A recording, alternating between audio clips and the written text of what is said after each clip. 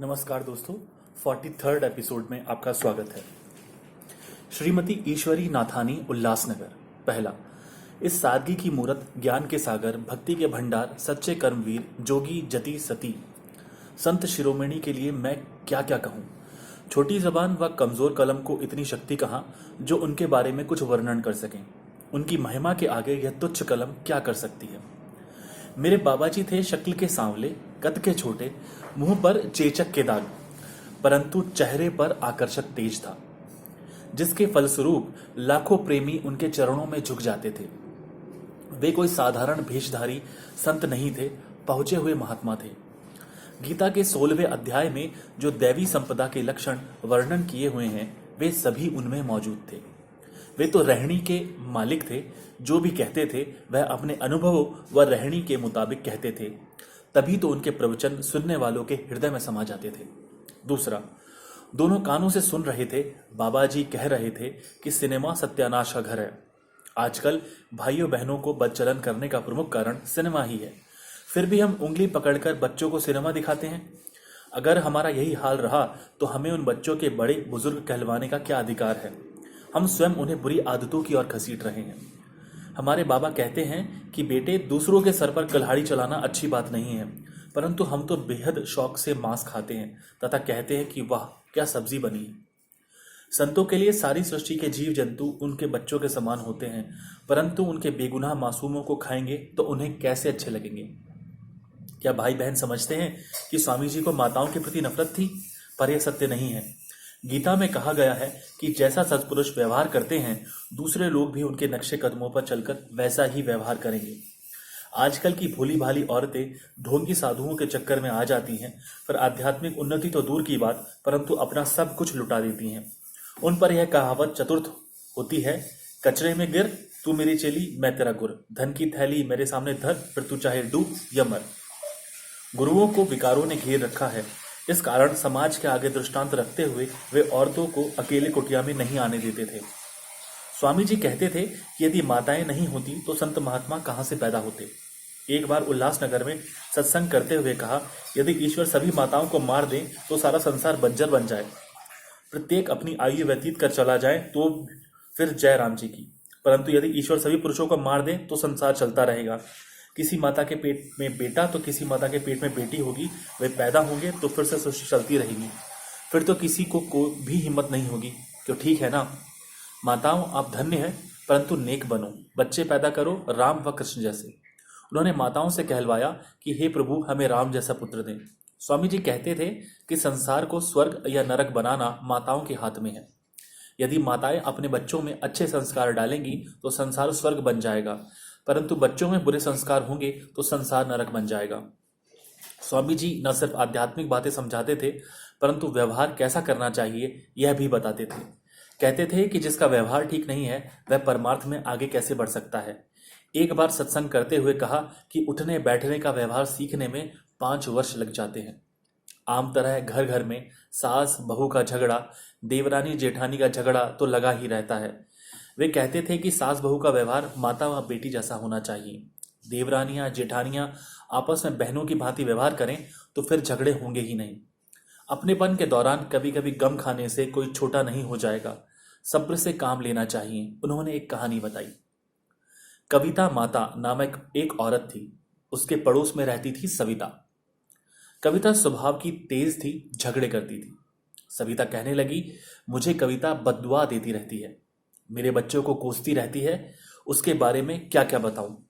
सुबह होते ही जोर जोर से चिल्लाकर हमें कोसती है। वह हमारी जानी दुश्मन है।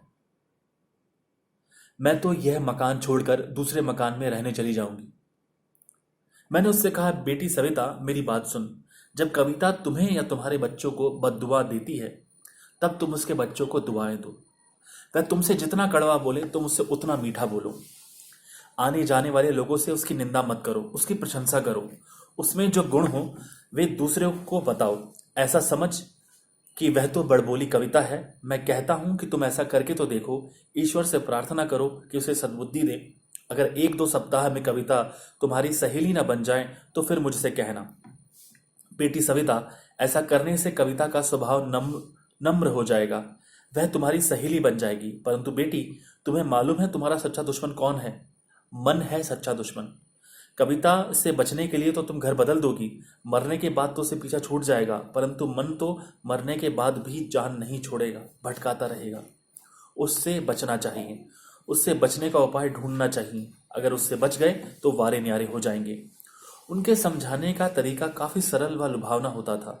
कहते थे कि भाई, दुकान खोली है, भिंडी आलू करेले आदि सब रखे हैं, जो चाहिए ले जाओ। फिर भी कुछ पसंद ना आए तो वापस देना। किसी को भी दिखा लो, सड़ी गली लगे, रखी हुई लगे तथा पसंद ना आए तो वापस दे जाना। परंतु यदि पसंद आ जाए तो अपने पास रख लोगे ना। तीसरा, ऐसे महान पुरुषों के बारे में जितना लिखा जाए कम है। ज्यादा कुछ ना लिखते हुए मैं उनके कुछ चमत्कारों के बारे में लिख रही हूँ। वर्ष 1948 की बात है। तब मैं 6 वर्ष की थी। मेरी माता को कोई बड़ी बीमारी हो गई। वह 1 वर्ष तक बंबई के अस्पताल में थी। डॉक्टरों ने भी जवाब दे दिया था। तब उस बीमारी का कोई इलाज नहीं था। डॉक्टरों ने कहा कि ठीक तो नहीं होगी, परंतु अगर ठीक हो भी गई तो वर्ष भर बाद वापस वही बीमारी हो जाएगी तथा वह बच नहीं पाएगी। मेरे पिताजी श्री भगवान दास अचवानी स्वामी लीलाशाह महाराज के परम शिष्य थे। उन्होंने स्वामी जी को पत्र लिखा जिसमें पूरी बीमारी का जिक्र किया। स्वामी जी का पत्र आया जिसमें उन्होंने लिखा कि वह बीमारी से बच जाएगी तथा फिर बीमार नहीं होगी, परंतु वह नमक का इस्तेमाल कम करें। हुआ भी ऐसा ही। मेरी माता ठीक हो गई तथा फिर उसे वह बीमारी नहीं हुई।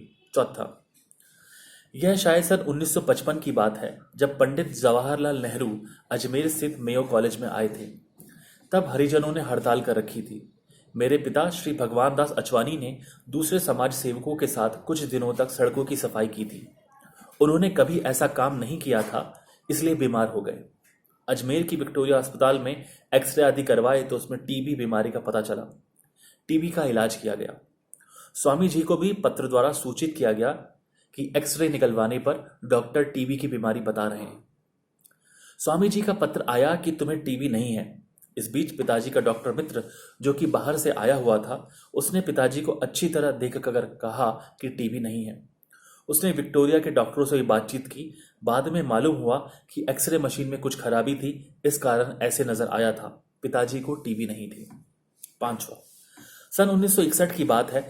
तब मेरे पिताजी डीडवाना स्थित उच्च माध्यमिक विद्यालय में प्रधानाध्यापक थे। कुर्सी पर बैठे बैठे उनका मन स्वामी जी की तरफ खिंच गया। कुछ क्षण बाद उन्होंने चेहरा उठाकर सामने देखा तो वहां स्वामी जी खड़े थे। पिताजी एकदम खड़े हो गए तथा अपनी कुर्सी उन्हें बैठने के लिए दे दी। स्वामी जी ने कहा कि बेटे, यह कुर्सी तुम्हारी है, तथा उस कुर्सी पर नहीं बैठकर दूसरी कुर्सी पर बैठे। पिताजी ने उसी समय विद्यालय की छुट्टी करवा दी। कुछ दिन बाद वहां रहकर स्वामी जी वापस चले गए। छठा, यह सन 1963 की बात है।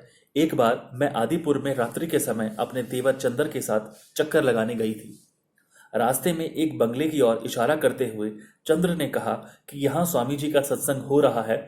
मैंने उसे कहा कि मैं बाहर खड़ी हूँ, तुम अंदर जाकर सुनकर आओ तथा फिर मुझे बताना। चंद्र अंदर जाकर बैठा ही था कि स्वामी जी ने उसे कहा, रात्रि के समय बाहर माता को अकेला खड़ा कर आए हो, वापस जाओ तथा उसे 2 केले देकर कहा कि यह प्रसाद है, एक तुम खाना, एक बाहर माता को भी देना। सातवां, यह सन 1965 की बात है। मेरे पिताजी ने स्वामी जी के लिए घर में भोजन बनवाया। स्वामी जी ने उन्हें पहले कह दिया था कि भोजन में नमक बिल्कुल मत डलवाना। पिताजी भोजन लेकर उनके पास पहुंचे ही थे कि स्वामी जी ने कहा कि मैं यह भोजन नहीं खाऊंगा क्योंकि इसमें नमक पड़ा हुआ है। पिताजी ने कहा कि मैंने घर पर नमक डालने के लिए मना किया था, इसमें नमक नहीं है। तब स्वामी जी ने कहा कि पहले घर जाकर पूछो। पिताजी वापस घर आए तथा पूछा तो उन्हें बताया गया कि बिना नमक भोजन बनाना अपशकुन माना जाता है, इसलिए नाम मात्र नमक डाला गया है। आठवां, एक बार अजमेर में 5-6 प्रेमियों ने एक साथ स्वामी जी को भोजन खाने के लिए कहा। स्वामी जी ने उन्हें कहा कि तुम आपस में फैसला कर लो कि पहले कौन भोजन लाएगा। सभी मैं करने लगे, परंतु सभी एक दूसरे के भरोसे रह गए कि अमुक भोजन ले जाएगा तथा 3 दिन तक कोई भी भोजन नहीं ले गया। बाद में जब उन्हें मालूम हुआ तो सबको दुख हुआ। सब मिलकर स्वामी जी के पास गए, उनसे क्षमा मांगी तथा पूछने लगे कि आपने 3 दिन तक क्या खाया। स्वामी जी ने कहा कि शायद कुदरत को यही मंजूर था। एक सज्जन चने लेकर आया था, 3 दिन तक वही थोड़े थोड़े करके खाए। ऐसी थी उनमें भूख प्यास सहन करने की शक्ति। 9वां, अंत में एक बात जरूर लिखूंगी। यह सन 1972 की बात है। मैं अपने पति के साथ बांद्रा में सत्संग सुनने गई थी। वहां जाने पर मालूम हुआ कि सिर्फ पुरुषों के लिए ही सत्संग था। इस कारण मुझे पास में दूसरे कमरे में बैठना पड़ा, परंतु वहां मन नहीं लग रहा था। बाहर निकलकर दीवार के पास खड़ी होकर अमृत वचन सुन रही थी। सत्संग समाप्त होने के बाद बाहर आकर उन वचनों पर विचार कर रही थी। स्वामी जी के दर्शन करने हेतु मन में काफी जिज्ञासा थी, पर क्या कर सकती थी। मैं यह देखकर दंग रह गई जब उन्होंने मेरे पति से पूछा कि तुम्हारी धर्मपत्नी भी साथ आई है ना।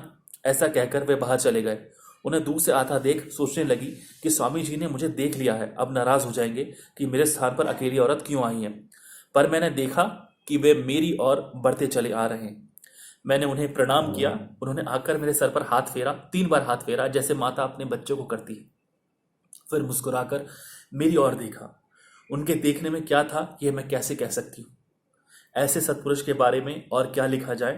काश उनकी कृपा दृष्टि होती रहे, उनके अमृत वचनों को सिर्फ मुंह में स्थान न देकर उन्हें दिल की गहराइयों में संभाल कर रखें। उनके वचनों रूपी हीरो की कद्र करें तथा उन पर अमल करके स्वयं में भी वैसी ही ज्योति प्रकट करें। धन्यवाद।